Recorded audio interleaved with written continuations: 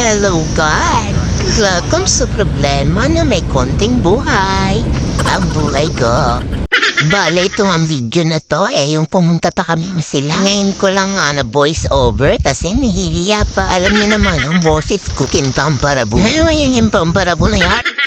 Bale nga ito pagpunta namin hindi ko alam kung baklaan nga lang ito. Sa sobrang tagal na nito sa gallery ko, hindi ko na alam kung anong purpose namin doon. Ay alala ko na ito nga pala yung unang beses na dumalaw kami sa bagong bahay ni Ate. Madalas naman kaming bumibisita sa sila dati. Pag may pamasahe, ay hindi pala. Kapag may occasion like ID wow, and birthday, and fiesta. So bali, pag may pagkain lang. Pag walang pagkain, huwag na lang. Kapag kung malapit nga lang ito sa ay siya, araw-araw ako nandito. Sa ganda ba naman ng tanawin dito ay talaga napakalasa, napakalamig din dito. Oo, isa lamig yun. Hindi naman sobrang lamig, saktong malamig. At hindi kagaya sa iba na parang kinupusta na tayo. Ay dito sa sila may kiribum-bum pa na. Dito nga ay natanaw na namin si April. San dyan? Malayo pa, nagmamadali ka. Nang gigigil ako sa'yo, talaga. Ayan pala mo.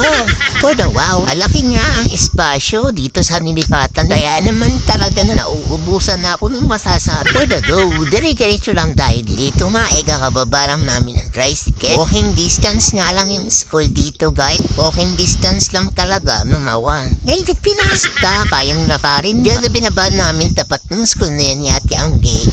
At dito, pagligo namin, ang tagal lumiko, nyeta, pabagalan kasi. Ayan na yung bahay na nilipatan nila natin. Butal. Yan na nga ang nilipatan nilang bahay. O ayan, excited. Lumalandad-lindad pa. Sobrang tuwa. Dahil kikita nga naman sila ulit ng kanyang pins. Ang mortal enemy naman. Akala mo talaga ko si Dag. Ito nga ay naglalaro na si Jello at saka si Ate Dal. Kahit nga hindi mo intindihan ang pinagsasabi ni Ate Dal. For the go. Nakikinig ang buling. By no choice. Pumunta tayo dito.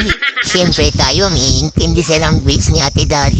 Wala naman kami ibang ginawa di. Parang nakikain lang mga kami dito. At tumambay, at naglaro, at nag-tiktok at Kimpamparabu. Ano yung Kimpamparabu na yun? Umisa ka pa, tabo. Nakakagigil na yun. At eto nga lang yun guys. Share ko lang. Bye. Go.